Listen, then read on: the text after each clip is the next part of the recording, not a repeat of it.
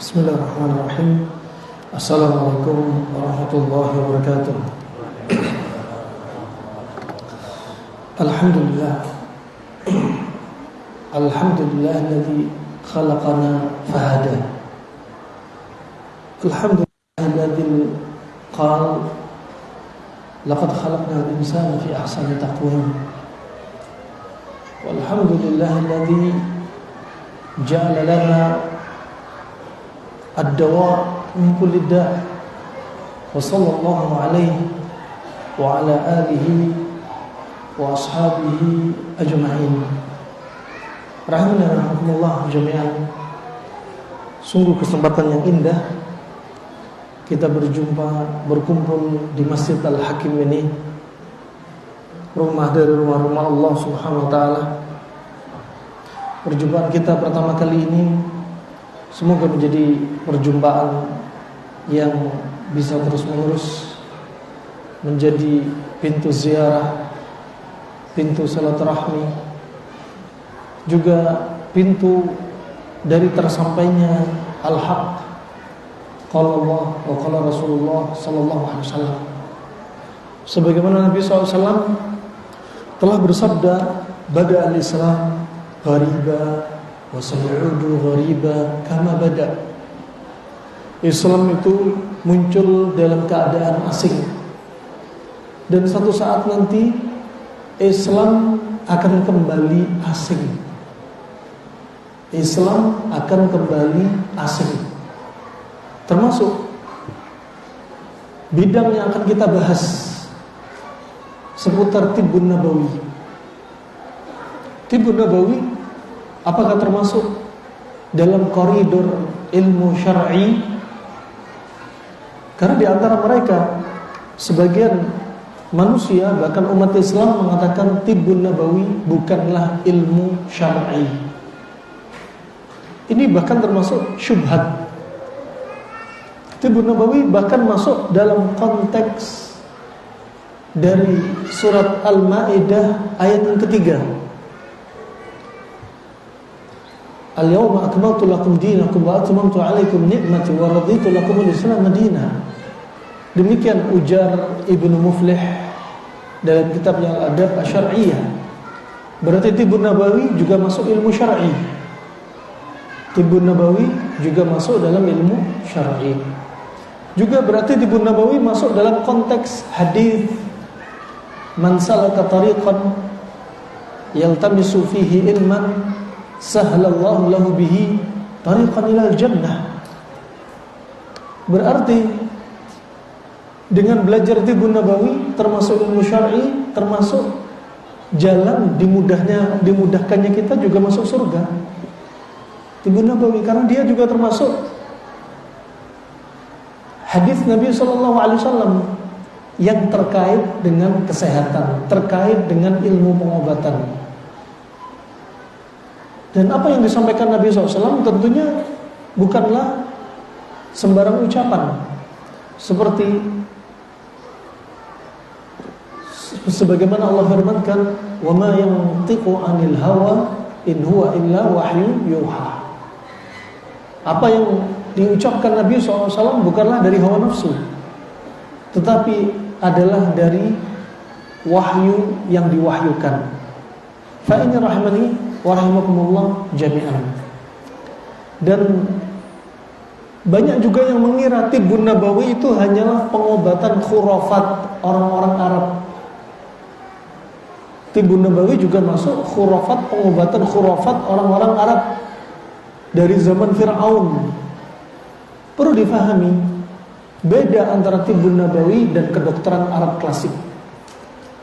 Tibbun Nabawi diambil dari dua suku kata, at-tib wan nabawi, wan nabi. At-tib yaitu ilmu pengobatan, nabawi adalah nisbat kepada nabi. Berarti ilmu pengobatan yang dinisbatkan kepada Nabi SAW. Ini Tibbun Nabawi. Dan kedokteran Arab klasik, apa bedanya dengan Tibbun Nabawi? Semua Tibbun Nabawi masuk dalam istilah kedokteran Arab klasik. tapi tidak sebaliknya. Tidak semua kedokteran Arab klasik bisa dikatakan tibbun nabawi. Bisa difahami? Wabil mithal yattadhih al-maqal. Dengan misal antum akan lebih paham. Contoh, bekam sudah ada sejak zaman sebelum Nabi. Sudah ada apa belum? Sudah ada. Ya. Dan bekam masuk daftar tibbun nabawi apa bukan? Masuk apa bukan? Masuk. Nabi sering melakukan ya bekam juga ketika Nabi Isra Mi'raj, ma marra minal malaikah, tidaklah melewati malaikat kecuali para malaikat mewasiati Nabi apa? Mur ummatak bil hijamah. Obatilah umat kamu dengan berbekam. Bekam sudah ada di zaman sebelum Nabi, tapi nggak masuk kategori tibbun nabawi. Sudah ada sebelumnya. Adapun bekam yang ala Nabi, ya, bekam ala Nabi ini tidak sama dengan bekam-bekam yang sebelumnya. Intinya sama, mengeluarkan darah kotor, tapi ada beberapa cara yang sabit dalilnya dari Nabi SAW. Contoh, keutamaan berbekam dan anjuran Nabi berbekam pada tanggal 17, 19, 21 Hijriah.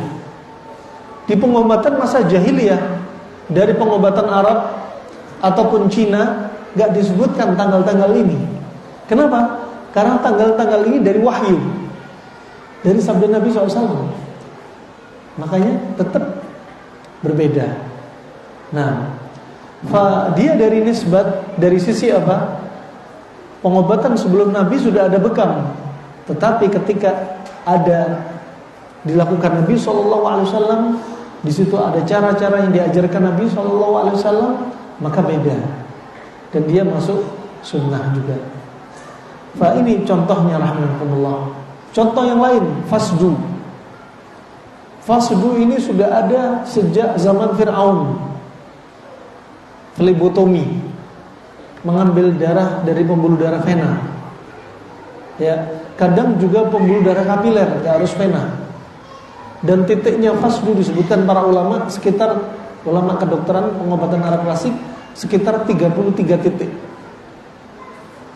Ya. Dan fasdu ini gak sama dengan donor darah. Fasdu ini bukan banyak-banyakan darah seperti donor. Intinya fasdu memanfaatkan titik-titik tertentu. Gak hanya di vena. Seperti di kepala ada 17 titik. Ada 4 titik di pojok-pojok mulut. 1, 2, 3, 4. Ada 1 titik di hidung. Bagi mereka yang sering pilek, hidung gatel, ditojos di tengahnya. Gak mungkin mau mengeluarkan darah 10 cc dari hidung, 100 cc dari hidung. Ya, karena bukan dimaukan, bukan pembuluh darah vena. Mungkin ada yang belum paham tentang fasdu. Ya, sekarang fasdu ini baru-baru aja viral. Padahal ya sejak zaman Fir'aun sudah ada. Kitab-kitab para ulama kalau menyebutkan bekam sering diiringi ada fasdu. Ada bekam, ada fasdu. Bedanya, fasdu ini bukan dari sunnah. Adapun yang disebutkan Ibnu Qayyim rahimahullah taala, dia mengatakan khairu ma tadawaitum bihi al-hijamah. Sebaik-baik kalian berobat dengannya adalah dengan apa? Berbekam, ditambahi Ibnu Qayyim wal fasd. Bekam dengan fasdu. Bekam dan fasdu. Diriwayatkan oleh Imam Bukhari. Ternyata dalam kitab asli Imam Bukhari tidak ada kata-kata al-fasdu. Berarti apa? Bukan termasuk sunnah. Tabel dari tabel masuk daftar tibbun nabawi. Berikutnya hadis Sa'ad bin Abi Waqqas. Pernah dia sakit. Waktu itu Nabi SAW menyebutkan kepada dia, Nabi memegang dada dia. Kemudian Nabi berkata, innaka rajulun maf'ud. kamu sedang sakit dada. Kemudian dipanggillah, Nabi memerintah para sahabat untuk memanggil Al-Harith bin Al-Kaldah, dokter yang hidup di zaman Nabi SAW. Kemudian Al-Harith bin Kaldah melakukan apa? Melakukan fasdu. Apakah dari dalil ini fasdu termasuk sunnah? Bukan. Karena yang memerintah bukanlah Nabi, tetapi ijtihadnya dokter Arab pada waktu itu, Al-Harith bin Kaldah. Al-Harith bin Kaldah. Tidak ada datang satu riwayat pun Nabi memfasdu para sahabatnya. Adapun bekam, Nabi sering minta dibekam. Adapun kay, sengatan besi panas, Nabi sering menyengat sahabatnya dengan besi panas sebagai terapi. Datang juga dari Ibnu Mas'ud, ada seorang sahabat yang melakukan sengatan besi panas kepada putranya yang sakit. Kemudian dikatakan Ibnu Mas'ud, kalau obat atau terapi cocok dengan penyakitnya, bara'a bi'idznillah, akan sembuh dengan izin Allah. Berarti ada beberapa penyakit yang bisa disengat besi panas dan akan sembuh. Ini rahmanallah jami'an. Fatibun Nabawi, namanya pengobatan ala Nabi, berarti pengobatan tersebut harus disandarkan kepada dalil. Jika tidak, maka masuk dalam ancaman hadis Nabi SAW, "Man kadzaba 'alayya muta'ammidan falyatabawwa maq'adahu ilan nar." Barang siapa yang berdusta atas Nabi, atas nama Nabi SAW dengan sengaja, maka tempat kembali dia di neraka. Contoh, pasang papan tempat praktek dia refleksi terapi tibun nabawi. Nah, padahal nggak ada refleksi termasuk tibun nabawi, nggak ada. Berarti dusta atas nama Nabi. Ini nggak boleh. Ini contoh.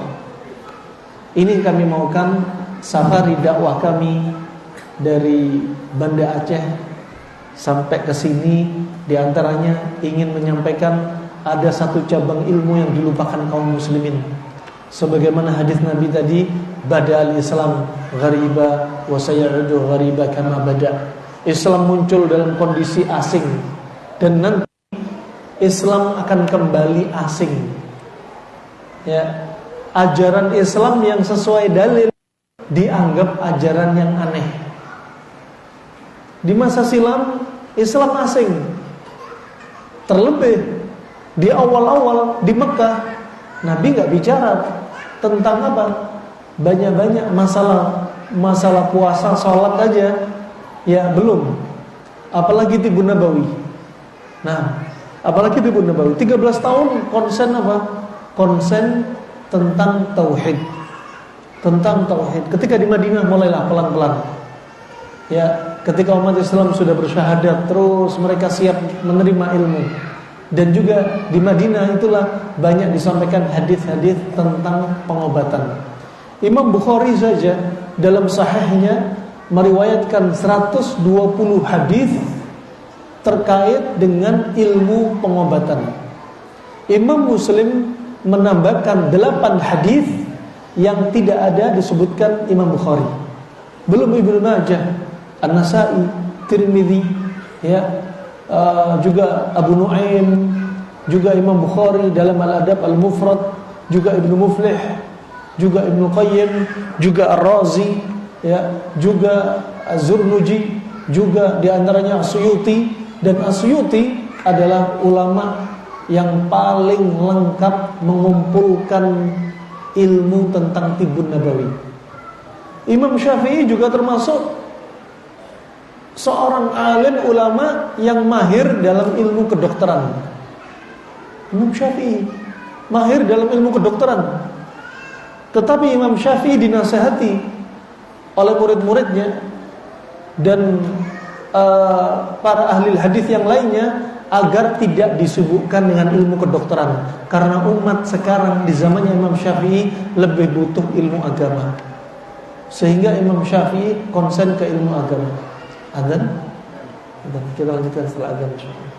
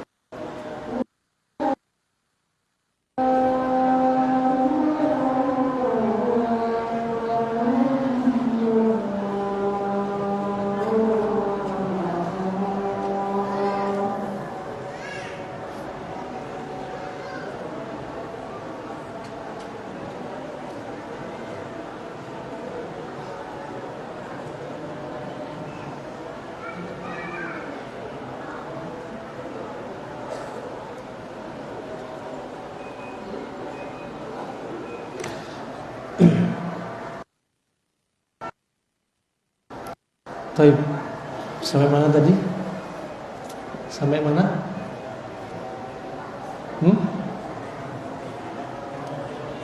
Imam Syafi'i. Imam Syafi'i termasuk ya yang ahli dalam pengobatan. Sampai disebutkan Imam Syafi'i setelah salat fajar dia duduk sampai mulai masuk siang, sibuk dengan pertanyaan-pertanyaan, di antaranya pertanyaan orang-orang dari luar negeri yang berkumpul dari beberapa daerah, beberapa kota. Di antaranya ada yang bertanya, ahli fikih kumpul bersama ahli fikih yang lainnya, bertanya kepada Imam Syafi'i. Setelah selesai ahli fiqh, datang pula orang-orang ahli bahasa Arab berkumpul bertanya kepada Imam Syafi'i. Tidak luput pula para ahli pengobat, para dokter-dokter zamannya juga berkumpul menghadapi Imam Syafi'i. Ya. Dan Imam Syafi'i disebutkan dengan fatwa dan ilmu, menyampaikan hadis, sampai beliau wafat dalam keadaan beliau mengalami ambeien, wasir. Sampai di tempat beliau duduk sudah banyak didapati darah yang keluar. Rahimahullah jami'an, Imam Syafi'i berwasiat, makanya ilmu pengobatan itu disebutkan Imam Syafi'i wa huwa thuluthul ilm, termasuk sepertiga dari ilmu. Termasuk sepertiga dari ilmu. Dan Al-Harmalah dalam adab Syafi'i dinukilkan, Harmalah melihat kondisi Syafi'i sangat sedih. Wa kana Syafi'i yatalahaf mimma dhayya'al muslimun min at-tibb. Dahulu Imam Syafi'i sangat sedih dengan kondisi kaum muslimin yang menyia-nyiakan ilmu pengobatan. Ini rahimahumullah jami'an. Fa Tibbun Nabawi sebagaimana disebutkan, sebenarnya Tibbun Nabawi ini diambil dari mana saja? Apakah semua kitab Tibbun Nabawi itu pasti isinya dari Nabi SAW? Belum tentu. Banyak kitab-kitab yang diberi nama dengan Tibbun Nabawi, seperti diantaranya yang ditulis oleh diantaranya apa? Al-Andalusi, ya, Ibnu Habib Ibnu Hubayb Al-Andalusi yang meninggal tahun 238 Hijriah. Juga diantaranya Ibnu Sunni punya kitab Tibbun Nabawi yang meninggal tahun 364 Hijriah. Juga Abu Nu'aim Al-Asfahani yang meninggal pada tahun 430 Hijriah. Juga Al-Humaydi yang meninggal tahun 488 Hijriah. Ini ulama-ulama yang banyak menulis tentang apa? Tibbun Nabawi. Juga Diyauddin Al-Maqdisi meninggal tahun 643 Hijriah. Dohirnya ini sekarang kitab yang dibaca Syekh Abdul Razak bin Abdul Muhsin, juga membahas ini baru-baru aja. Ini rahimahumullah, antum bayangkan yang nulis rata-rata ulama salaf, ulama ahlu sunnah wal jamaah. Kenapa? Karena mereka lihat ilmu pengobatan itu nggak bisa dilihat sebelah mata. Dengan ilmu pengobatan ini ternyata sebagai perantara kita tetap sehat. Dengan ilmu pengobatan ini ternyata banyak sekali orang non-muslim masuk Islam. Contoh, disebutkan oleh Asyuti dalam kitabnya Tibbun Nabawi, bahwasanya datang dalam riwayat segerombolan orang Yahudi sekitar 3-9 orang. Dalam riwayat orang Yahudi sendirian. Dalam riwayat disebutkan hampir 40 orang. Momennya beda-beda, menunjukkan apa? Pertanyaan ini berulang-ulang. Ya Abul Qasim, kata mereka orang Yahudi, sanas'aluka su'alan. Ya, kami akan bertanya kepadamu pertanyaan. Yang pertanyaan ini enggak akan dijawab oleh kecuali seorang nabi. Ya. Kemudian mereka bertanya, nas'aluka 'anil ma'ain. Kami mau bertanya tentang dua air. Tentang dua air, maksudnya apa? Maninya laki-laki dan maninya wanita. Ya. Dan Nabi SAW disebutkan, Nabi dalam keadaan dia berdiam, seolah-olah nggak pernah ditanya, karena Nabi belum punya jawaban. Gak lama kemudian turunlah wahyu, dikabarkan kepada Nabi SAW, ma'ur rajuli abyad ghalid, air maninya laki-laki itu putih kental. Ya, putih kental. Minha al-idham wal asab. Dari air mani laki-laki ini akan jadi cikal bakal tulang dan saraf. Coba, sampai detik ini ilmu kedokteran modern lemah untuk meneliti hadis Nabi ini. Wahyu sudah bicara, dari air mani laki-laki akan jadi cikal bakal tulang dan saraf. Dilihat di mikroskop, belum ada yang menemukan. Kok bisa air mani jadi cikal bakal tulang dan saraf? Wahyu sudah menyebutkan. Tapi kedokteran modern sekarang pun belum ada penelitian yang meneliti mani akan jadi cikal bakal tulang saraf seperti wahyu sampaikan. Ya, makanya kalau antum menikah, ya, jadi apa? Mani laki-laki jadi apa? Cikal bakal tulang dan, makanya kalau antum sudah nikah jadi apa? Tulang punggung keluarga. Nah. Dan kemudian wa ma'ul mar'ati, adapun air maninya wanita, raqiqatun safra. Dia itu warnanya apa? Warnanya adalah kekuningan dan encer. Kekuningan dan encer. Minha, dari air maninya wanita akan jadi cikal bakal apa? Al-lahm wad-dam, darah dan daging. Sampai detik ini dokter nggak bisa, ahli laborat nggak bisa, profesor belum ada yang meneliti benar nggak maninya wanita akan jadi cikal bakal daging dan apa tadi? Darah. Makanya antum kalau punya istri yang ngancem-ngancem antum, Mas, aku mau minta cerai, Mas. Bang, aku mau minta cerai, Bang. Aku mau bawa anakku semua, Bang. Kamu silakan sama istri kedua kamu, Bang. Ya, aku bawa anakku, Bang. Karena anakku ini darah dan dagingku. Nah, memang dari semua sudah calon darah dan daging. Subhanallah. Sebagian Yahudi mengatakan apa? Asyhadu annaka Rasulullah. Asyhadu annaka Rasulullah. Aku bersaksi bahwasanya engkau adalah utusan Allah. Sebagian Yahudi masuk Islam. Nah, ternyata ilmu semacam ini diriwayatkan. Dan ternyata dengan ilmu ini banyak orang-orang non-muslim mengagungkan tanda-tanda kekuasaan Allah. Wa fil ardi ayatun lil muqinin wa fi anfusikum afala tubsirun. Dan di bumi ada tanda-tanda kekuasaan Allah. Di bumi ada tanda-tanda kekuasaan Allah. Bagi orang-orang yang yakin dan pada diri Anda, hendaknya Anda tadabburi diri Anda. Lihat bagaimana Allah menciptakan janin dari terkumpulnya dua mani ini. Dari terkumpulnya dua mani ini. Subhanallah. Ya. Akhirnya orang Yahudi masuk Islam, dijawab dengan pertanyaan ini. Nah, sekarang kita tadabburi. Subhanallah, kok ada orang nikah lama nggak hamil? Ini perlu tadabburi. Pertama, hamil nggak hamil atas izin Allah, mutlak. Tapi di sana ada sebab.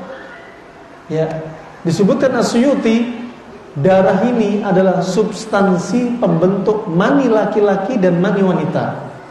Kalau darahnya kotor, darahnya jorok, darahnya jelek, ya akan mengacaukan hormon dan apa? Mani jadinya nggak sehat. Wajar kalau mandul, lama nggak punya anak, permisi. Ini salah satu yang perlu kita kupas. As-Suyuti sudah membahas. Nah, Dia meninggal pada tahun 911 Hijriah, dan dia yang paling lengkap menulis tentang atau seputar Tibbun Nabawi. Ini rahimani rahimakumullah jami'an. Oleh karena itu, ya, ilmu ini nggak bisa diremehkan. Ya, ilmu ini bahkan menjadi apa? Perantara apa? Di antaranya perantara seseorang bisa masuk Islam. Karena ada yang mengatakan, ngapain sih belajar Tibbun Nabawi? Memangnya Tibbun Nabawi bisa bikin masuk Islam, orang masuk Islam? Ya, memangnya Tibbun Nabawi ini bisa menjadikan amal jariah? Memangnya Tibbun Nabawi ini bisa menyelamatkan kamu dari api neraka? Memangnya Tibbun Nabawi ini bisa kamu diajari bikin resep? Ya. Ini rahimakumullah jami'an, perlu ditadaburi. Ya, Allah Subhanahu wa taala tadi disebutkan surat Adz-Dzariyat ayat 20-21. Di bumi diciptakan tanda-tanda kekuasaan Allah bagi orang yang yakin. Dan pada diri Anda tadaburi. Ayat ini bisa diambil bahan tadabbur. Kalau tubuh Anda sakit, katakan ada di antara antum ada yang kena Covid. Tadabburi. Orang yang kena Covid rata-rata apa? Rata-rata hidung sampai paru-parunya, pernafasan atas, pernafasan bawah sifatnya dingin, lembat. Tadabburi diri Anda. Wa fi anfusikum afala tubsirun. Tadabburi diri Anda. Dan di bumi, wa fil ardi ayatun lil muqinin. Di bumi Allah ciptakan tanda-tanda kekuasaan Allah bagi orang yang yakin. Di bumi, di sekitar antum, Allah ciptakan obat yang ada masalah pada diri antum.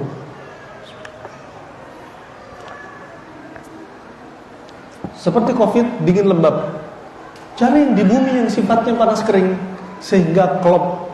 Dingin lembab, dikasih panas kering, jadinya netral. Di sini yang dimaukan. Ya.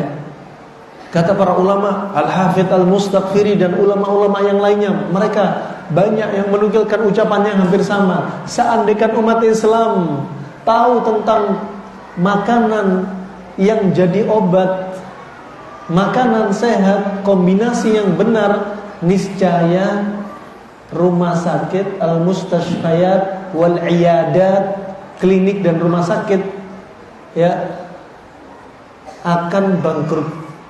Sedikit sekali orang akan sakit. Ya. Kenapa? Karena mayoritas penyebab penyakit kita ya makanan. 90% penyebab penyakit makanan. Berkata guru besar kedokteran UI yang memberikan muqaddimah pada buku kami, Bapak Profesor Dr. Rahmat Suge, SPGK, SPGM.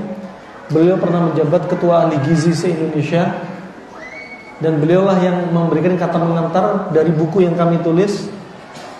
Beliau sepakat mengatakan, ya, 90% penyebab penyakit ya makanan. Dan pola makan ini untuk memperbaiki keseimbangan tubuh Anda. Ini rahimahullah jami'an, patut ditadabburi.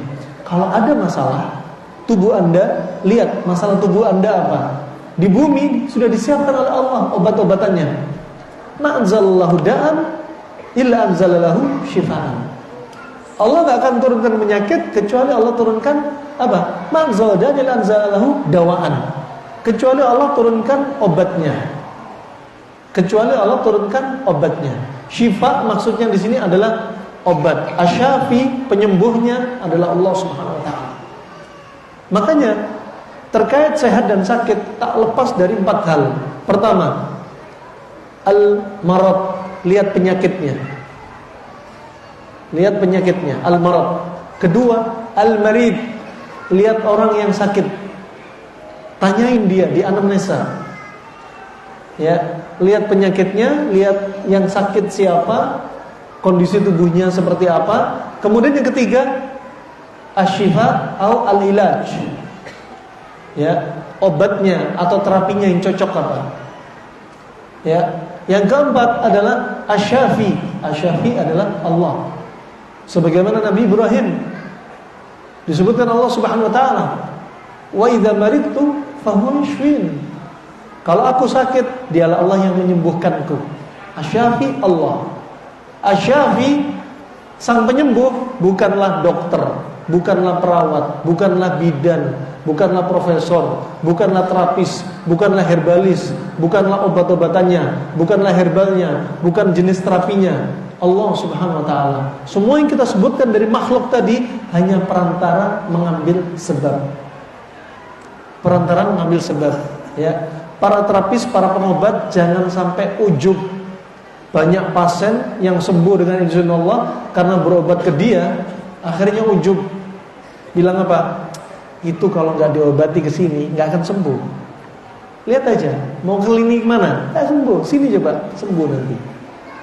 Ini dokternya fisiknya sehat, hatinya mulai sakit.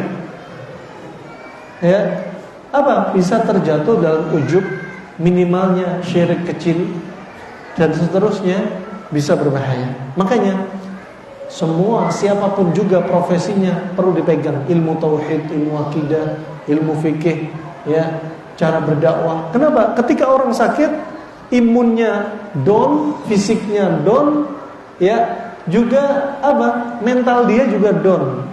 Kalau sudah kronik, bisa-bisa iman dia ikut down.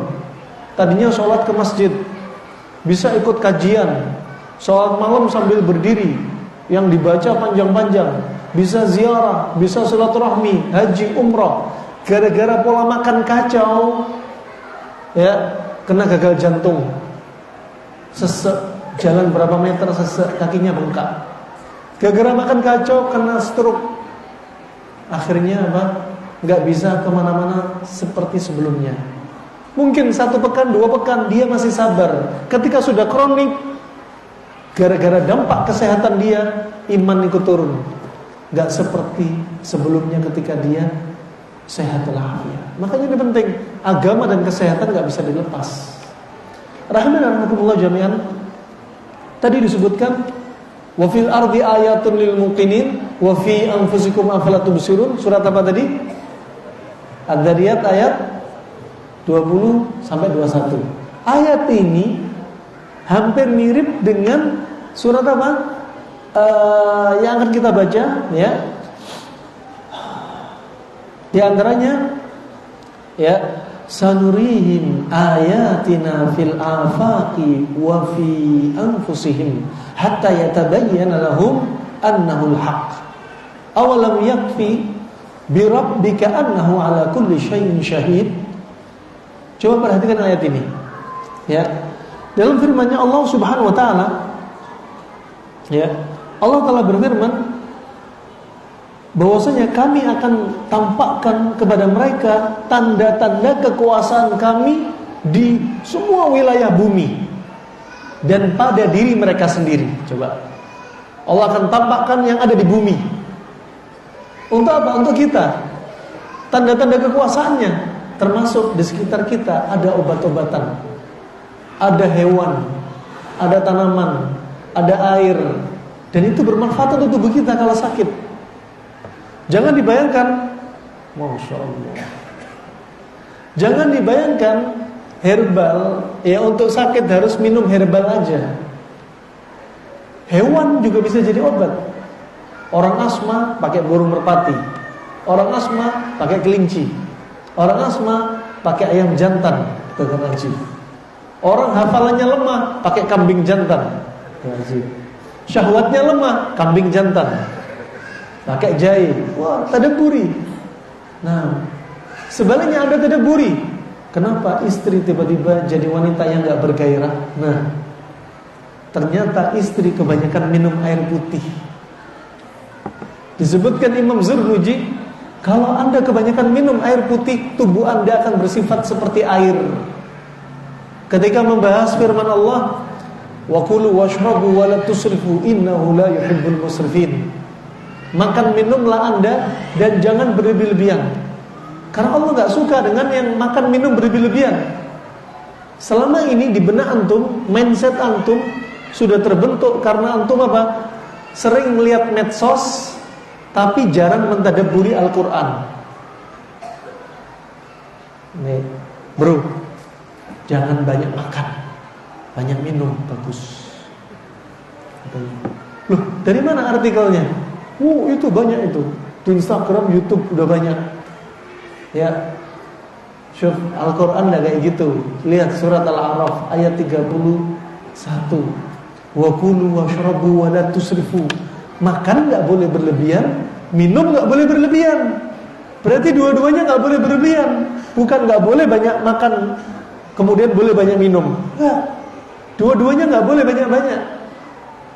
Nah, ini yang sering keliru. Kalau antum kebanyakan minum, ginjal antum kedinginan. Organ-organ kedinginan. Akhirnya apa? Kata Zurnuji dalam kitabnya Ta'lim Muta'allim Ulama tahun 600 Hijriah, tubuh kalian akan seperti air. Kalian akan menjadi pemalas, katanya. Ya, tanya istrinya. Bun, ayo bun, nanti malam bun. Sorry mas, mager mas.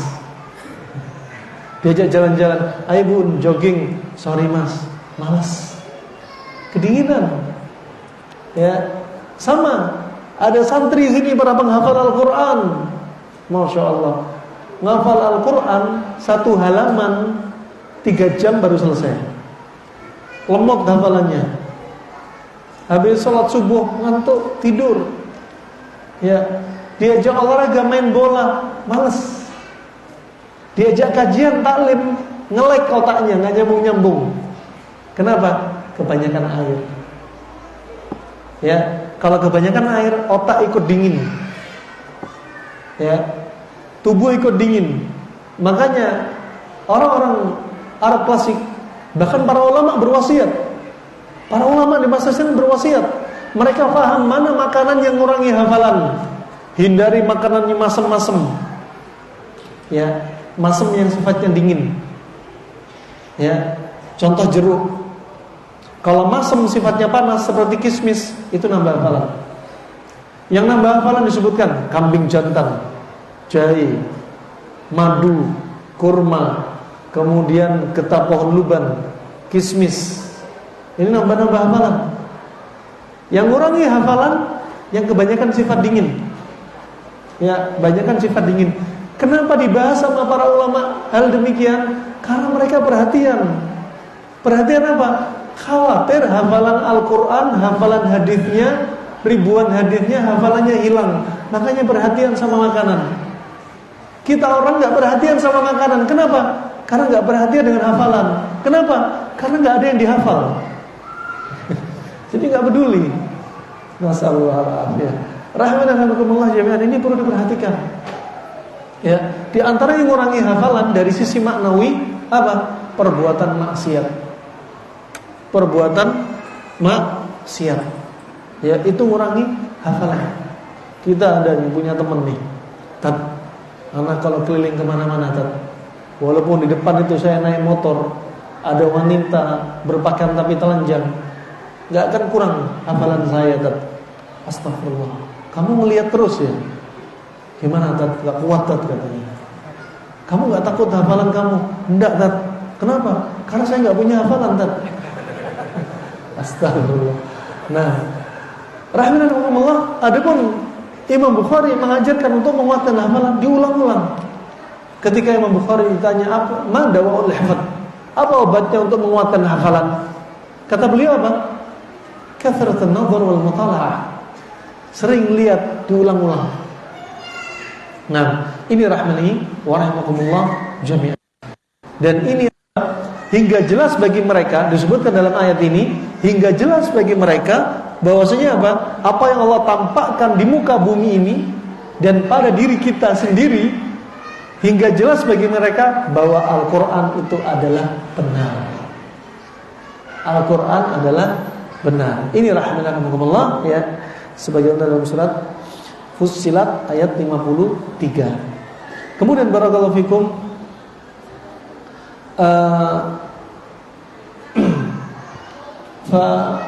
sekali lagi Tibbun Nabawi, Ibnu Qayyim berwasiat dalam Zadul Ma'ad fi Hadi Khairil Ibad, juga Al-Hafidz Al-Mustaghfiri, dia mengatakan bahwasanya Tibbun Nabawi ini laisa kasairi tibb, tidak seperti ilmu pengobatan manapun juga. Karena apa?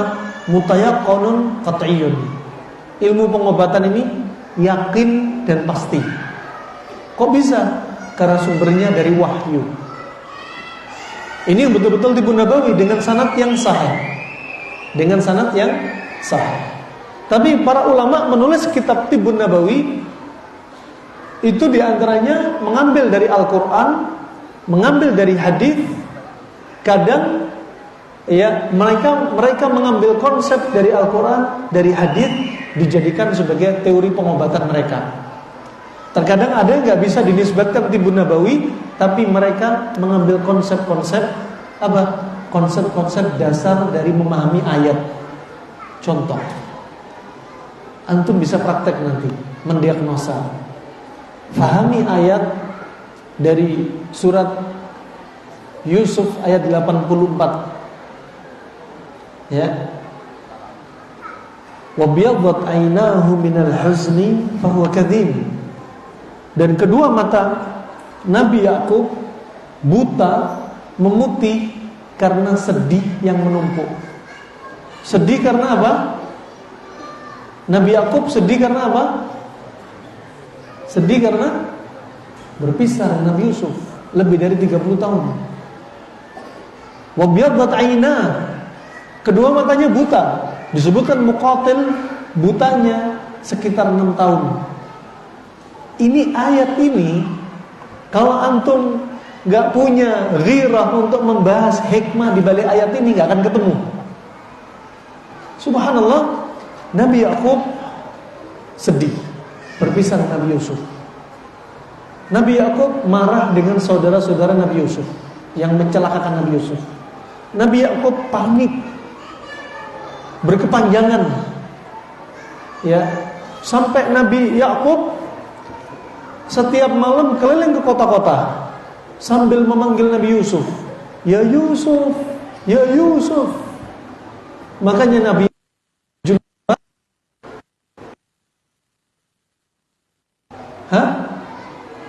Israel. Jadi jangan panggil orang Yahudi dengan orang Israel. Jangan. Yahudi ya Yahudi. Israel itu adalah julukan untuk Nabi Yakub. Ada yang mengatakan Isr itu artinya perjalanan. Malam. Dan Nabi Yakub sering melakukan perjalanan malam mencari Nabi Yusuf karena khawatir ada apa-apa. Kemudian ada yang mengatakan Isr itu seperti abd, seperti ilah, artinya seperti Abdullah. Ya, ini rahmanakumullah jami'an. Nabi Yakub ini psikisnya sedang numpuk, kedua matanya buta. Dibahas oleh ahli laborat dari Mesir, orang kalau sedih atau punya masalah psikis yang disimpan lama akan menyebabkan apa? Adrenalin naik, kortisol naik. Ya. Kemudian apa? Liver akan menghasilkan gula lebih banyak.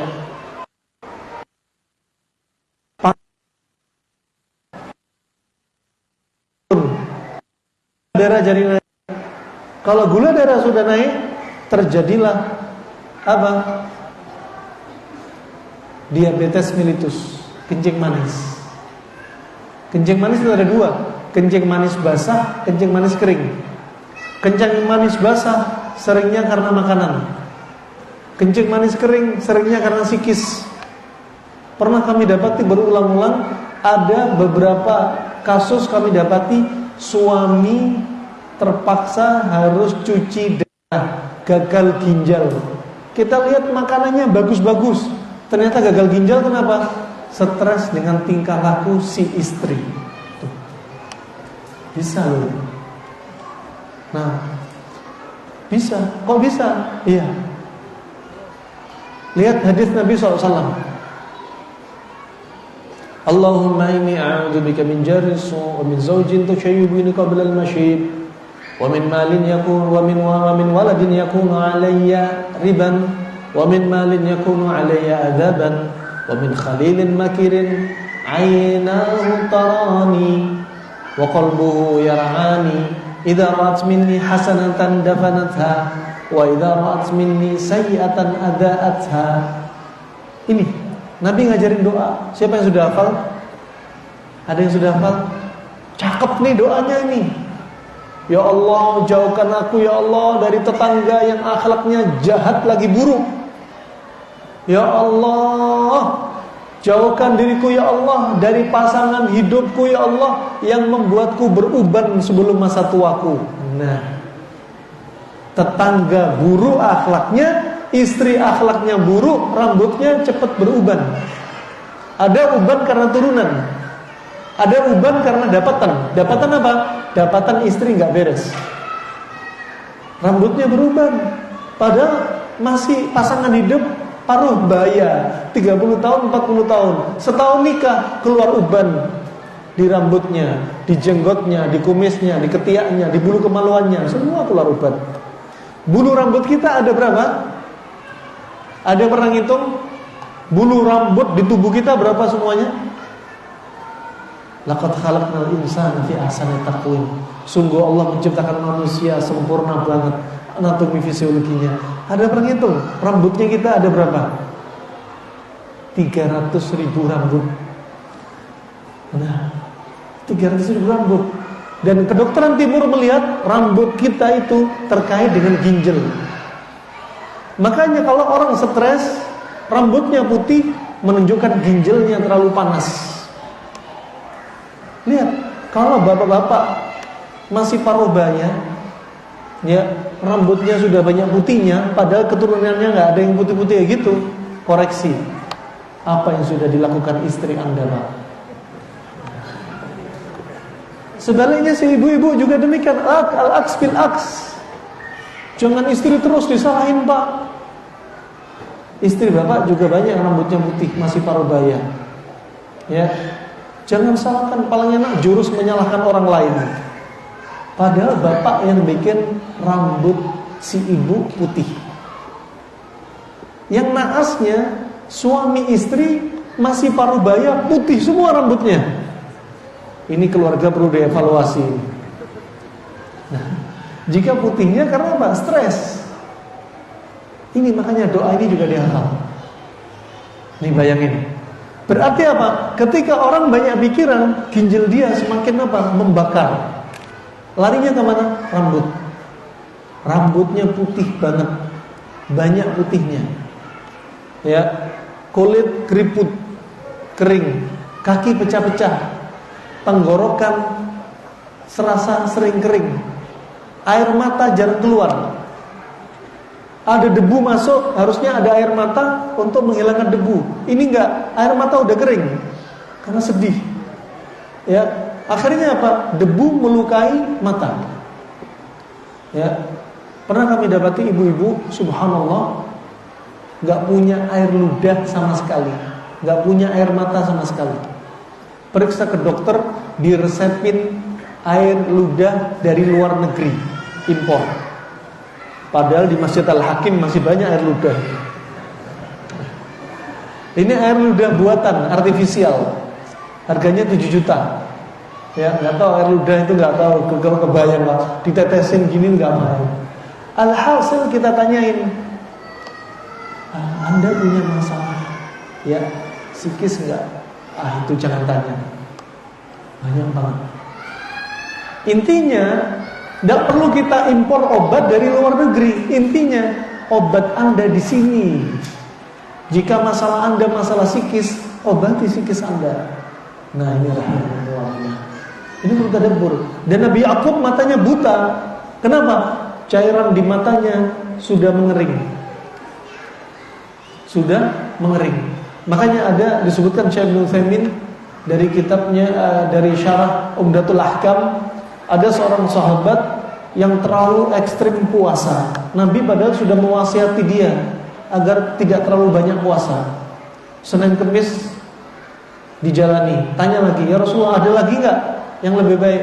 Ayyamul bid dijalani. Ya Rasulullah, ada lagi enggak? Puasa Daud, semua dijalani. Ya Rasulullah, ada lagi enggak yang lebih baik? Enggak ada lagi. Sahabat ini ekstrim puasanya Sampai ketika Rasulullah sudah wafat, sahabat ini sudah menginjak usia sudah di atas 60 tahun, kedua matanya sudah buta. Dia baru ingat wasiat Nabi. Orang kebanyakan puasa, kira-kira kebanyakan sifat panas apa enggak? Panas. Sedih juga panas. Jadi matanya, cairan mata mengering. Akhirnya buta. Nabi Yakub juga demikian, panas ginjal sampai buta matanya. Ya, buta matanya. Wah, ginjal kalau sudah lemah, nggak bisa mensupport listriknya ke jantung, sehingga aliran darah ke seluruh tubuh lemah, aliran darah ke kepala lemah. Jadilah apa? Antum lihat, kalau punya teman laki-laki atau Anda punya istri sedih banget, tanyain nih, kamu punya telinga berdenging nggak? Gitu. Tinnitus. Ya. Kepala keliengan nggak? Iya, kayak putar. Mata kabur nggak? Iya. Tangan gemeter nggak? Iya. Kaki juga lemes. Ya. Kalau ranjang nggak usah tanya, lemes lagi. Gitu. Ya, semuanya lemes. Api jadi lemes. Nah, ini makanya obatnya sedih. Disebutkan Nabi SAW dari hadis Jabir riwayat Imam Muslim, at-talbinatu mujimmatun lil fuadi tudhibu li ba'dil huzn. Talbina, tepung gandum, itu sebagai mujimmah atau majammah. Fungsinya mujimmah, majammah itu apa? Memberikan semangat jiwa, mendinginkan sifat panas orang yang sedih, menghilangkan rasa sedih. 3 fungsi. Dan subhanallah, kedokteran timur meneliti talbina, tepung gandum ini ternyata apa? Sebagai tonik bagi ginjal, menguatkan ginjal Anda. Subhanallah. Tibbun Nabawi ternyata ilmu yang sangat ilmiah dan masuk akal.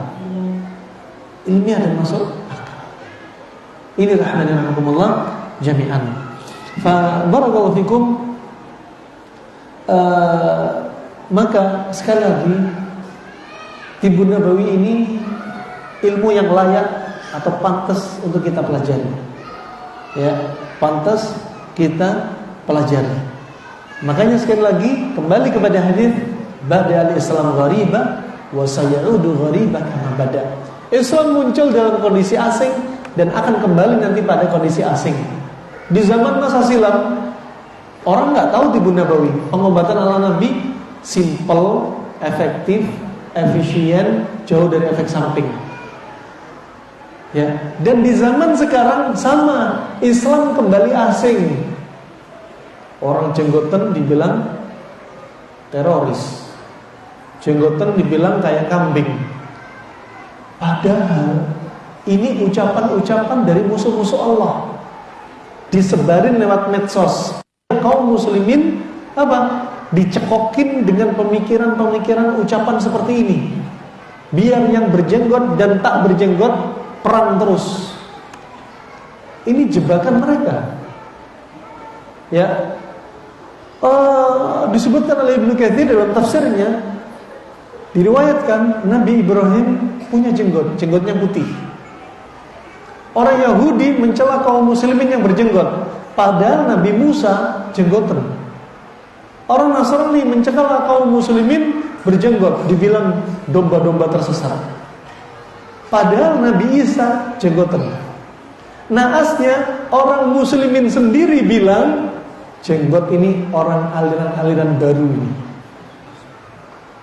Padahal riwayat Tirmidzi, riwayat Imam Muslim, wa kana lihyatun Nabi sallallahu alaihi wasallam tamla'u sadra. Dan dahulu jenggotnya Nabi memenuhi dadanya, enggak pernah dipotong. Nah, makanya sebenarnya gembar-gembor medsos tadi ingin disampaikan kepada Anda, bro, ciri-ciri teroris jenggotan, bro. Dan sebenarnya Nabi kalian jenggotnya paling tebal. Jadi tokoh teroris sebenarnya adalah Nabi kalian sendiri. Jebakan. Makanya Islam kembali asing. Umat Islam gak tahu ajaran mereka sendiri. Kenapa? Jauh dari ilmu. Berapa banyak orang yang duduk di majelis, ya, mereka gak menuntut ilmu, ya. Ilmu itu nggak bisa lewat ngandelin YouTube terus. Kalau nuntut ilmu lewat YouTube terus, salah pilih ustadz, ini bahaya. Kalau antum beli penanak nasi, mereknya KW, salah pilih, yang gosong apanya? Nasinya. Lah kalau antum salah pilih ustadz, ya ustadznya menyesatkan, bisa sama-sama gosong sama ustadznya nanti. Makanya hati-hati, guru juga perlu pilih guru. Ya, nah ini rahimahumullah. Dan bada di Islam gharib, bahwa saya udah gharib karena bada. Sama ilmu tibbun nabawi dianggap aneh zaman sekarang. Ya, ketika kita sebutkan minum kencing onta, astagfirullah, minum kencing onta katanya. Padahal di zaman Nabi ada terapi minum kencing onta. Ada beberapa orang mau masuk Islam, datang dari luar kota Madinah ke kota Madinah, dan Madinah hawanya dingin, dan mereka mengeluhkan kepada Nabi SAW sakit perutnya karena hawa dingin. Kemudian Nabi mewasiatkan kepada mereka, pergi kamu ke peternak onta sana, minumlah kencing onta dan susu onta, langsung mereka sembuh. Nah, makanya kalau umroh nanti coba destinasi minum kencing onta. Ya. Kalau Abu Ya'la mengatakan hukum asalnya kalau nggak punya kebutuhan jangan diminum kencing onta. Kalau lagi sakit silahkan, cocok untuk sakit perut. Ya, cocok untuk sakit perut. Satu-satunya hewan yang kencingnya boleh diminum sebagai obat cuma kencing onta. Sedangkan orang-orang Yahudi, mereka menjadikan minum kencing pasangan hidupnya untuk resep awet muda. Makanya tibbun nabawi ini membersihkan yang jahil-jahil, membersihkan pengobatan yang aneh-aneh, nggak masuk akal, nggak rasional, nyelisih syariat, najis kok diminum. Onta, ya, kencingnya hewan yang dagingnya bisa dimakan, ulama sepakat dia nggak najis. Apalagi disebutkan Nabi bisa untuk diminum. Nggak bisa pakai kias-kias di sini. Onta kan di Arab, di Indonesia kan sapi. Berarti boleh minum kencing sapi. Ya terserah antum. Yang jelas nggak ada kias, mau minum terserah antum. Dia nggak najis, mau banget gitu. Rahimahumullah jami'an. Wah, ini banyak sekali ilmu-ilmu yang belum sampai kepada kita terkait dengan tibbun nabawi. Terkait dengan tibbun nabawi. Yang aneh-aneh, ekor kambing untuk nyeri pinggang isi al-qiyah. Hadits Anas bin Malik riwayat Ibnu Majah, ilaju irqin nasa al-yatul kibsh. Obatnya nyeri pinggang pakai ekor kambing. Ekor kambing. Kalau bisa kambingnya domba. Kenapa? Ekornya lebih tebal. Di situ lemaknya lebih banyak. Bisa lemaknya dilelehkan, diambil lemaknya doang dikonsumsi bisa. Atau satu ekornya lemak, tulang, daging direbus, ya, kemudian dijadikan sup, dijadi dosis 3 bagian. Ya, ada yang menyebutkan riwayat Imam Ahmad kalau bisa kambingnya warnanya hitam. Kenapa? Kambing kalau hitam geraknya semakin lincah. Kalau dia lincah, lemak di ekornya semakin bagus. Kedua, kambingnya tidak terlalu tua, tidak terlalu muda. Tapi kalau Anda sulit, kami pernah atau sering pakai kambing apapun, ya, yang jelas apa ekornya ini bermanfaat, yang jelas domba. Disebutkan Nabi penyakitnya namanya irqun nasa. Berarti apa? Isialgia. Ibnu Qayyim menyebutkan nyeri pinggul, panggul, paha, turun ke lutut, turun ke betis. Kalau nggak diobati lagi, turun ke mata kaki. Kalau nggak diobati lagi, turun ke ujung jemari. Kalau nggak diobatin, kaki akan mengecil. Kalau nggak diobatin, akan lumpuh. Ini kalau kita cocokkan dengan bahasa modern kedokteran sekarang, berarti namanya isialgia. Ini saraf terjepit bukan di tulang punggung, tapi di panggul dan otot paha, ya, dekat bokong. Terjepit kenapa? Bisa salah gerakan, sering duduk dan sebagainya. Alhasil obatnya pakai ekor kambing. Penyakitnya disebutkan, obatnya disebutkan. Kemudian cara mengolahnya, yudhab itu dilelehkan. Bisa ekornya dipanasin, minyaknya ditampung, ya kandungannya tadi ditampung kemudian dikonsumsi menjadi 3 dosis, atau bisa dikuah, disop. Ya. Kemudian apa? 1 ekor dibagi menjadi 3 dosis. 1 hari 1 dosis. Dan dikonsumsi apa? Ala rik, ketika perut kosong. Ini satu-satunya hadis yang paling lengkap. Disebutkan nama penyakit, obatnya, cara mengolahnya, dosisnya, kapan minumnya. Subhanallah, ajib. Ini cukup, 1 hadis bisa diaplikasikan ke pengobatan yang lainnya. Berarti kalau konsumsi obat, kalau bisa ketika perut kosong, ala rik. Kenapa? Biar obat gak bercampur dengan makanan. Nah, begitu pula di antaranya pengobatan-pengobatan kustul hindi, habatus sauda, demam dengan kompres. Anda harus pede. Saya pernah coba waktu itu anak demam 39,9. Kita sedang di luar kota, sedang di Lombok. Baru sebulan lalu. Si baby ini demam tinggi. Kalau terlambat naik ke otak, nasallallahu alafiyah, bisa kejang, bisa menyebabkan apa? Atrofi otak, otaknya mengecil. Jadinya apa? Sarafnya kena, bisa lumpuh. Naudzubillah. Makanya penanganan cepat, tahu apa? Cepat kompres. Karena Nabi sudah bersabda, "Idza asabakum alun abruhu bil ma', fa innahu min fahi jahannam." Kalau ada orang demam apa? Dinginkan dengan air. Makanya ketika ada orang demam, Nabi nggak menganjurkan apa? Kasih dia habatus sauda. Tidak. Tapi dinginkan dengan air. Kenapa? Karena habatus sauda sifatnya panas, demam panas. Kata Syekh Mustafa Al-Adawi, di sini ada fikih Tibbun Nabawi. Makanya demam kompres, cepat kompres, nggak perlu pakai air es, terlalu ekstrim. Air biasa. Juga bukan air panas, air hangat, air biasa.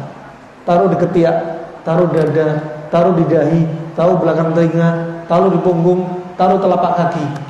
Subhanallah, hitungan singkat, demam langsung turun. Kenapa? Pengobatan yang sangat simpel, masuk akal, ilmiah. Pengobatan itu ada 2 cara. Ada pengobatan yang perlu kita belajar, ada yang fitri, kita nggak perlu belajar. Obatnya lapar apa? Makan. Obatnya haus? No. Obatnya syahwat tinggi, nikah, ya kan?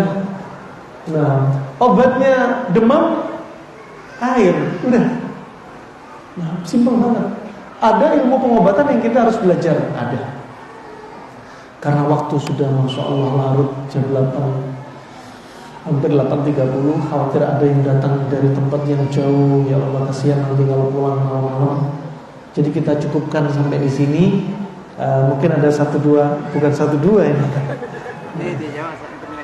Jamaah, masya Allah, udah dipilih sama Ustaz. Nah,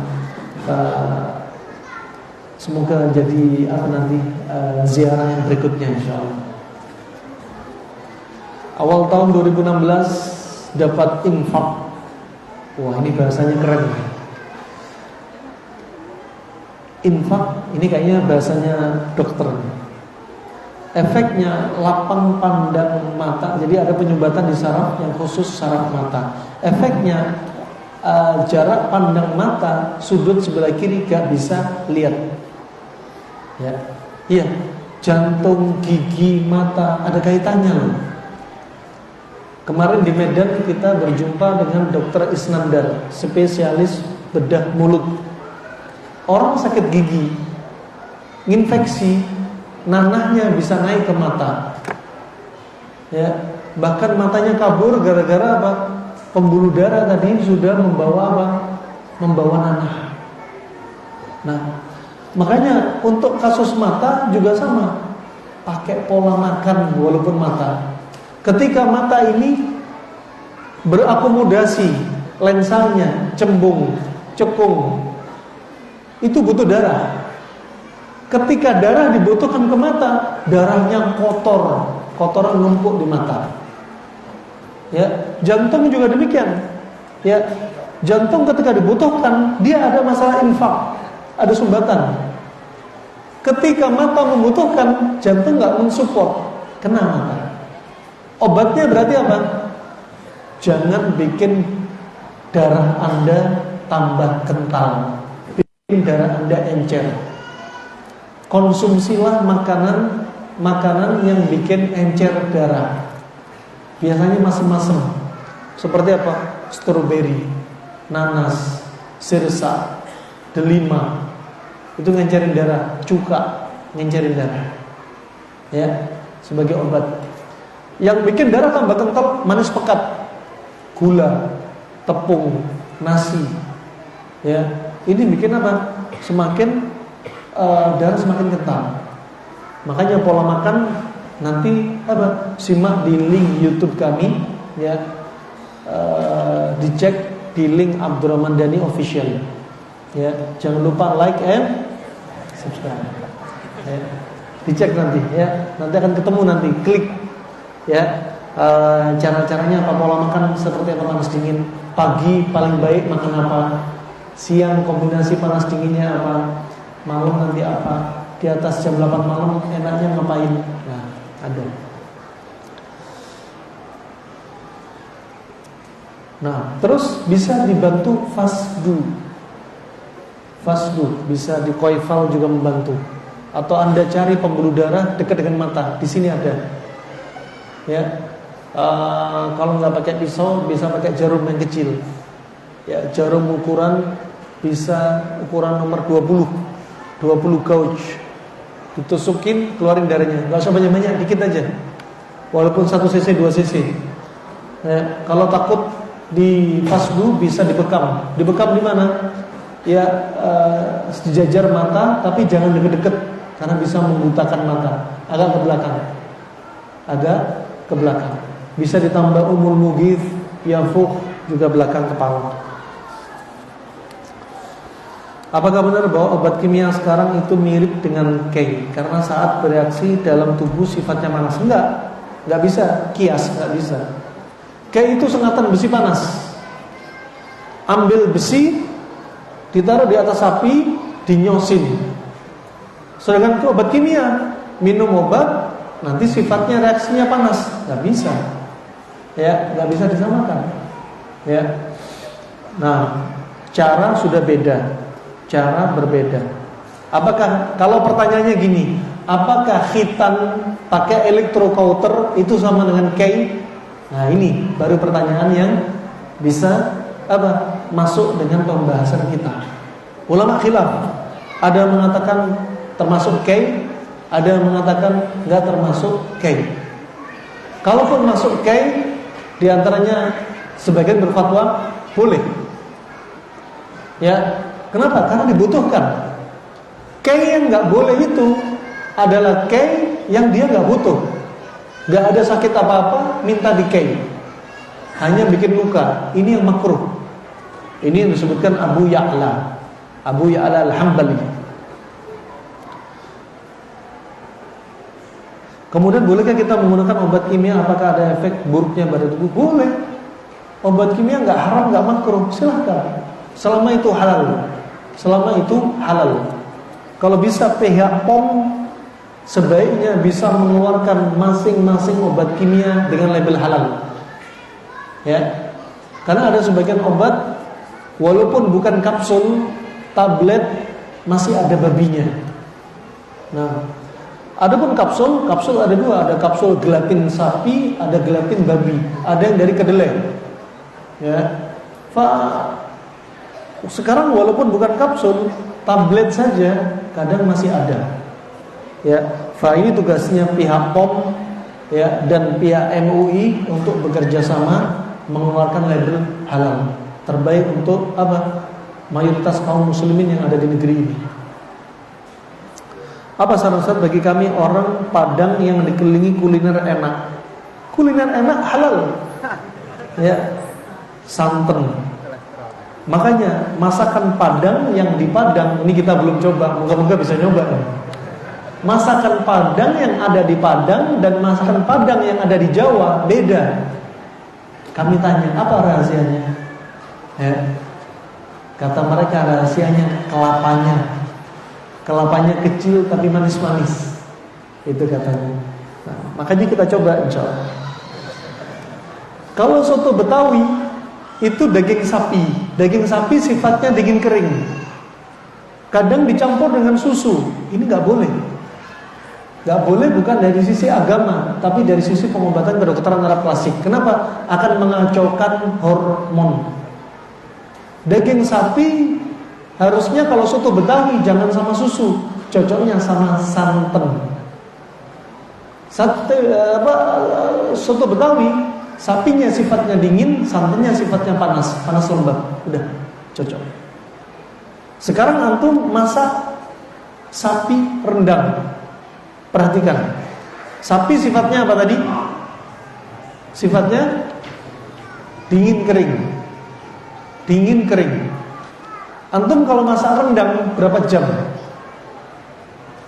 Berapa jam? 3 jam, 4 jam. 4 jam. Dikasih garam enggak? Garamnya berapa? Misalkan daging sapi katakan setengah kilo. Taib, dimasak 4 jam. Garamnya berapa kalau setengah kilo? Berapa? Hah?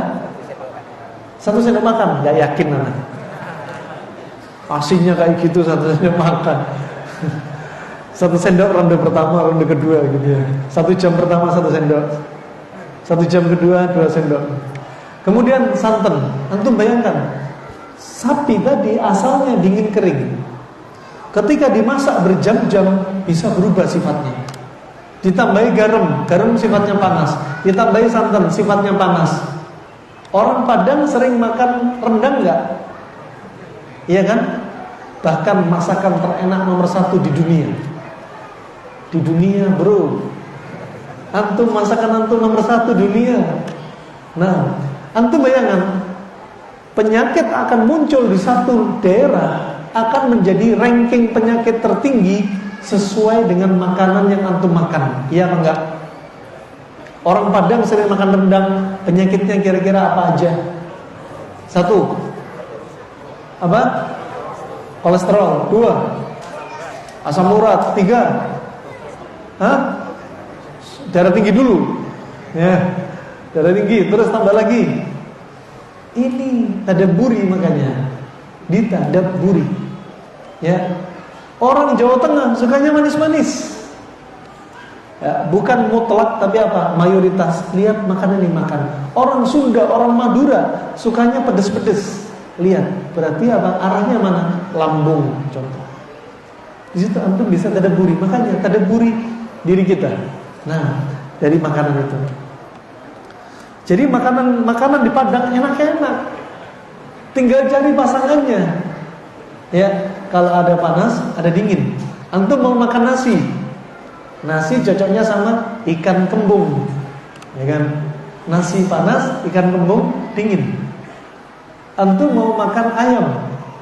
Ayam sama sayur. Sayurnya jangan sayur apa? Sayur pohon ketela. Sayur apa? Sayur ubi jangan. Karena itu sifatnya panas. Sayuran yang warnanya hitam itu panas. Daun singkong panas. Kangkung panas. Bayam panas. Makanya orang batu ginjal sama dokter nggak boleh konsumsi sayur hitam. Kenapa? Kalsium oksalatnya tinggi. Sudah ada batu ginjal ditambahi kalsium oksalat. Jadi panas. Jadi tambah besar batu ginjalnya. Orang batu ginjal sifatnya panas karena batu ginjal. Ditambahi makanan panas. Panas ketemu panas, tambah panas. Konsepnya simpel banget. Orang kena batu ginjal jangan banyak konsumsi cabai, jahe, merica. Panas ketemu panas, tambah jadi batu ginjalnya. Tadabburi. Subhanallah. Ya. Insyaallah itu ya. Bagaimana cara diet secara tibun nabawi tanpa menyebut tibun nabawi? Ya. Anda simak link YouTube kami, judulnya Dahsyatnya Kombinasi Panas Dingin. Dulu saya praktek cara makan ini tahun 2013. Berat badan Anda turun dalam 1 pekan 8,2 kilo. 2 pekan 17 kilo. Setelah itu gak turun lagi. Padahal waktu itu punya masalah 5 masalah kesehatan. BAB sejak SMA sampai di Yaman waktu itu. Ya, udah hampir 20 tahun BAB sepekan hanya sekali. Ya, kemudian punya sakit mah, GERD. Kalau sudah sakit pontang-panting di atas ranjang, saking sakitnya. Kemudian rematik, asam urat, ditambahi berat badan obes. Dalam waktu 1 pekan, hari pertama sampai hari kelima, permisi, BAB warnanya hitam, keluar seperti arang. Ternyata itu apa? Plak-plak di usus sudah keluar. Plak inilah yang akan menyebabkan penyakit-penyakit. Ya. Kemudian berikutnya sakit mahnya hilang dalam 1 pekan. Demi Allah, ini cara yang ajib. Ada ibu-ibu usia 90 tahun sudah berobat ke pengobatan timur, gak sembuh. Sudah berobat dengan obat kimia, gak sembuh. Anaknya baru ingat, anaknya biasa mencatat kajian di YouTube. Kenapa saya gak coba kurma sama timun? Ini nenek-nenek 90 tahun dikasih kurma timun selama 1 pekan, dengan izin Allah sembuh. Kenapa? Kurma panas, timun dingin, ternyata obat sakit mah. Gak harus kita konsumsi temulawak, gak harus kita minum antasida, gak harus, makanan kita jadi obat. Nah, maka kita harus pede dengan makanan kita makan. Makanya nasihat, ada pepatah yang bagus. Ij'al ainai ka'ainai nahlah, wala taj'al ainai ka'ainai ad-dubabah.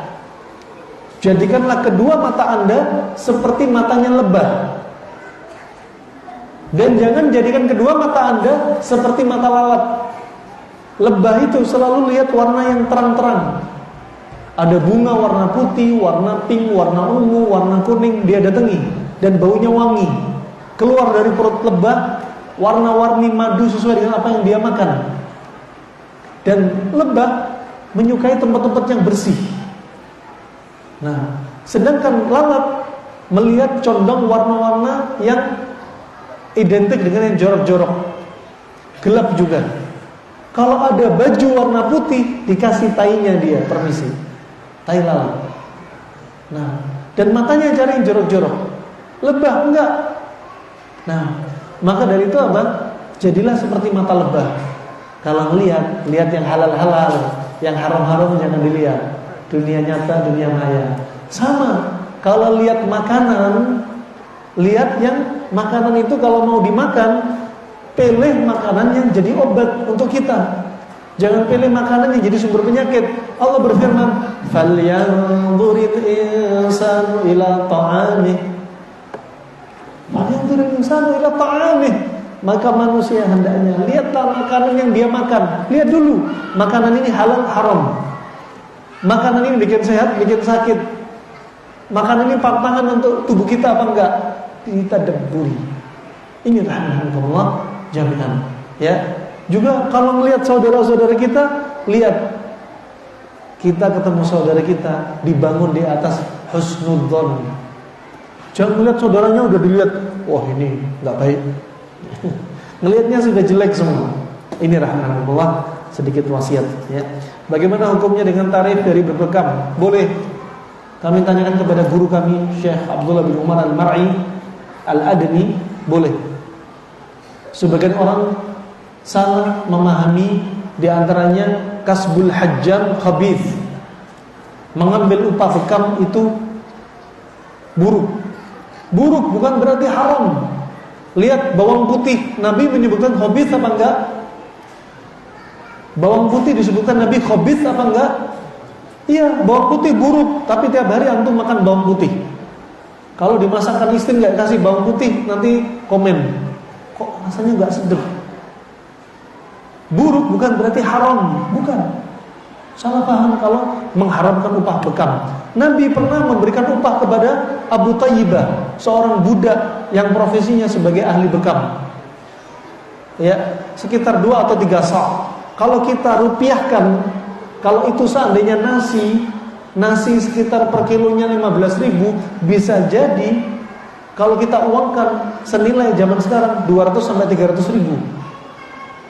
Imam Ahmad juga pernah memberikan upah pada pembekam, ya, dengan dinar.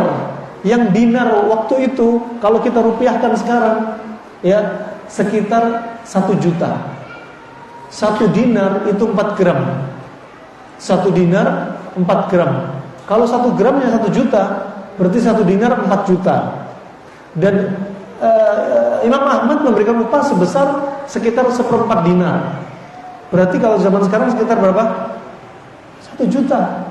Dalam keadaan Imam Ahmad bukan orang kaya, tapi apa? Ingin memuliakan terapi bekam. Dibayar dengan bayaran yang tinggi. Zaman sekarang, subhanallah, anak pernah dapat kayak gini. Katanya habis dibekam pulang. Loh, kok pulang? Gimana ceritanya ini? Pisaunya gimana? Kasanya gimana? Sterilisasinya gimana? Ongkos sewa prakteknya di gedung ini gimana? Ya akhi, upah bekam haram. Ya tutup gulung tikar semua nanti. Gak ada yang bekam nanti. Nah, ini rahmatullah jami'an. Kemudian Ana mau tanya, apakah obat diabetes dan bagaimana caranya? Pernah kita bahas di YouTube ada. Izin bertanya, saya mahasiswa kedokteran. Apa saran Ustaz untuk belajar Tibbun Nabawi? Ana anjurin, walaupun mahasiswa kedokteran, belajar juga Tibbun Nabawi. Kitabnya demi Allah banyak banget. Yang diterjemah di Indonesia yang paling banyak cuma kitabnya Ibnu Qayyim Zadul Ma'ad. Yang lainnya masih belum banyak. Seperti Al-Mughni, kalaman Al-Hafidh Al-Baghdadi, ulama tahun meninggal 425 Hijriah, disebutkan kanker, penyebab kanker, obat kanker. Ini haji. Hippocrates sudah berwasiat, kalau ada cara pengobatan satu penyakit diobati dengan makanan, jangan dioperasi.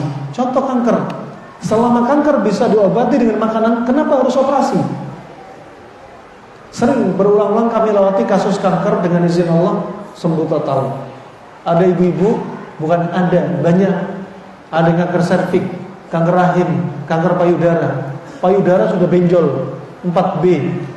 Hari Jumatnya sudah harus operasi, seminggu lagi harus operasi. Kamar operasi sudah di booking. Bu, kalau ibu PD, pola makan ini bu.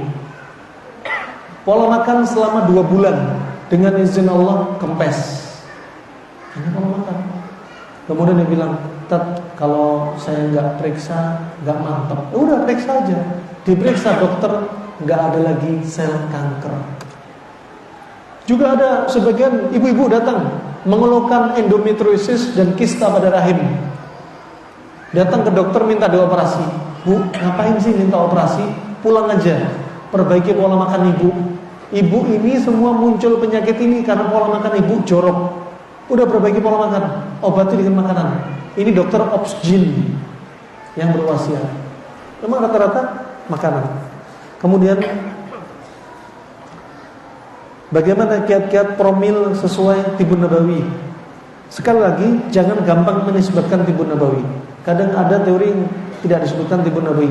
Simak di kajian kami ya di YouTube ya, mengidamkan anak dan jenis kelamin. Nah, antum ingin punya anak kan? Ada yang sudah nikah, ya ada yang 10 tahun, 7 tahun, alhamdulillah diizin Allah, sama pola makan 2 bulan hamil. Sekarang pengen punya anak, laki apa perempuan, mirip bapaknya, mirip ibunya, simak di link YouTube kami. Nah, sudah ini. Nah, Allahu Akbar. Memang katanya dalam muqaddimah kitab Asyuti Tibbun Nabawi, ilmu pengobatan bisa menjadi apa? Daruriyati syariah, ilmu darurat. Coba bayangin ini pertanyaan kayak gini. Ini yang kejawab, ini belum kejawab semua. Artinya apa? Banyak orang sakit. Sakit kenapa? Karena makanan sebenarnya. Karena makanan. Bismillah. La haula wala quwwata illa billah. Karena khawatir jamaah kemalaman. Apakah ada manfaat dari kambing betina? Ada manfaat. Ya, kambing itu menambah kekuatan kita. Sebagaimana disebutkan Az-Zuhri, bahwasanya orang makan daging itu apa? Yazidu sab'ina quwwatan, menambah 70 kali kekuatan. Ini bukan hadis, tapi ucapan para ulama pendahulu kita. Ini udah.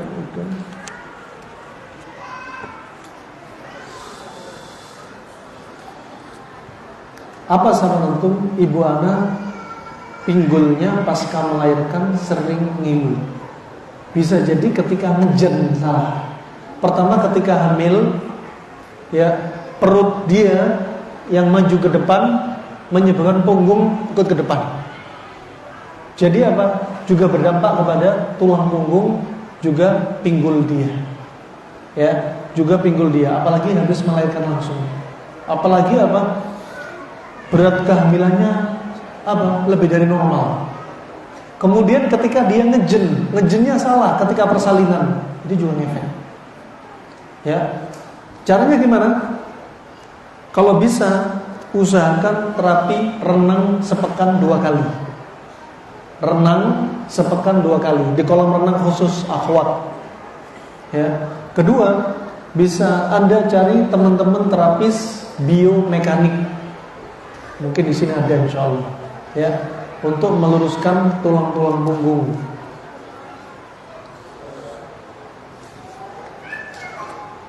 Saya ingin bertanya, saya sudah 3 tahun belum punya anak. Insya Allah simpel. Orang mandul gak punya anak termasuk masalah kesehatan. Ya, Allah juga turunkan obat. Obatnya simpel, perbaiki pola makan Anda. Kalau darah kotor, mani gak akan sehat. Ya, bisa jadi maninya laki-laki tadi sifatnya apa? Warnanya apa? Putih terus kental. Kalau warnanya nggak putih, abu-abu, merah, berarti nggak sehat. Kalau dia nggak kental, encer, berarti nggak sehat. Kemudian Allah berfirman, khuliqa min ma'in dafiq, dicipta dari air memancar. Kalau dia nggak memancar, berarti nggak sehat juga.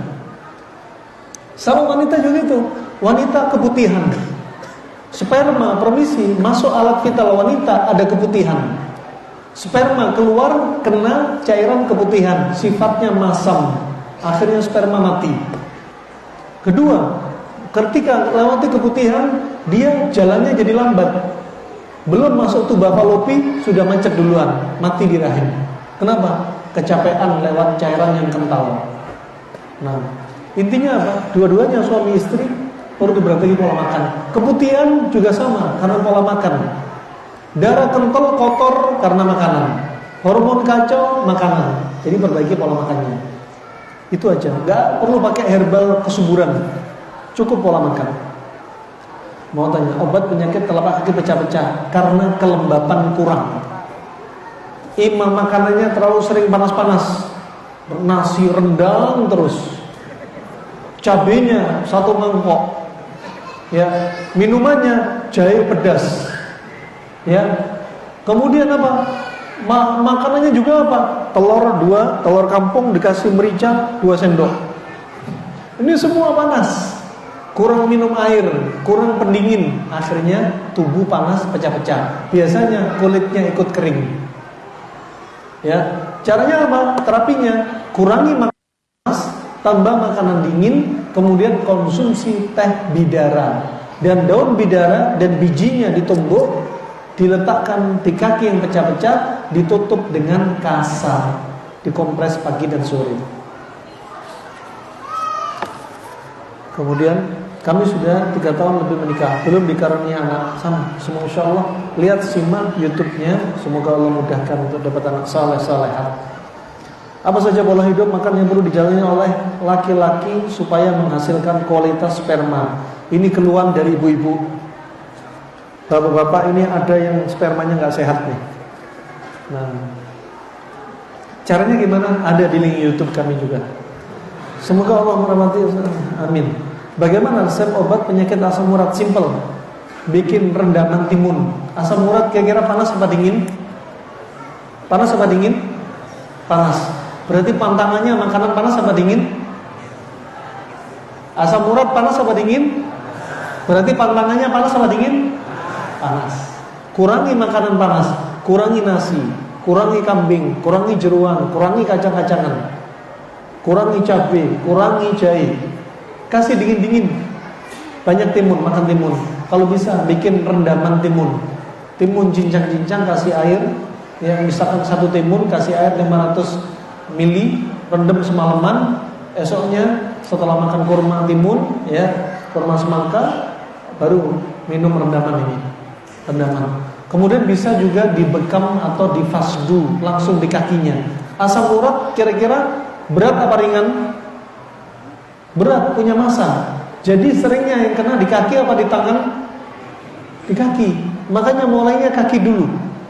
Kalau sudah bengkak, ada sensasi tajam seperti gelas kaca di dalam kaki. Kalau parah, nggak segera diobatin, dia masih bandel, makanannya masih ngaco. Apa yang terjadi? Berikutnya, asam urat akan naik ke atas menjadi gout, benjolan di tangan, di dagu. Ini asam urat semua. Bukan hanya di kaki, naik ke atas. Kenapa? Karena nggak diobatin. Obat dengan penyakit sinusitis. Sinusitis sudah pernah kita bahas di YouTube, pakai daun sirih. Simak nanti di YouTube. Mohon solusinya untuk sakitnya amandel. Amandel pakai kustul hindi. Ya, pakai kustul hindi. Kalau orang dewasa 1 sendok teh, air panas secangkir, ya, biarin diseduh 15 menit, kemudian baru diminum ketika perut kosong pagi sore. Pagi sore. Bisa bertanya bagaimana cara pola makan hidup sehat? Kisahnya panjang, ada di YouTube. Apakah usus buntu harus dioperasi? Lihat tingkat keparahannya. Kalau nggak parah, masih bisa konsumsi yang panas-panas seperti propolis, bisa. Tapi kalau sudah parah, ya apalagi menginfeksi, itu sudah operasi. Minum obat itu lebih baik di waktu perut kosong. Apakah itu berlaku juga dengan obat kimia? Obat kimia bisa kalau mengiritasi seperti penurun nyeri, jangan ketika perut kosong, bisa sakit mah. Dikonsumsi 1 jam setelah makan misalnya. Anda mau bertanya apakah sering minum air dingin atau air es bisa menyebabkan otak dingin? Iya. Ini kalau berlebihan bikin otak dingin, lembab, dan daya hafalan melemah. Apa benar ada dalil mengatakan sedikitnya jangan minum langsung setelah makan? Bukan dari Nabi, tapi dari para ulama. Habis makan jangan langsung minum. Sambil makan jangan sambil minum. Ya, habis minum jangan langsung makan. Ketika perut kosong jangan langsung minum. Ketika habis olahraga jangan langsung minum. Ketika habis hubungan intim jangan langsung minum. Ketika keluar kamar mandi jangan langsung minum. Ketika tidur di atas setelah Isya, katakan ketika hendak tidur jangan minum. Ketika sedang terjaga dari tidur bangun jangan minum. Ini wasiat semua Ibnu Qayyim. InsyaAllah itu saja yang bisa saya sampaikan. Masih ada lagi nih. Cukup aja deh, kasihan ibu-ibu yang rumahnya jauh. Ya, alafu minkum. Semoga kajian ini bermanfaat untuk kita semua. Ya, semoga Allah mudahkan kita untuk menuntut ilmu syar'i dan semoga Allah istiqomahkan kita di atas al-haq. Allah wafatkan kita dalam keadaan husnul khatimah. Dan jika ada salah apa yang saya ucapkan, harap dimaklumi atas keterbatasan ilmu saya dan al-haq di sisi Allah Subhanahu wa taala. Wabillahi taufiq wal hidayah. Subhanakallahumma bihamdik asyhadu an la ilaha illa anta astaghfiruka wa atubu ilaik. Wassalamualaikum warahmatullahi wabarakatuh.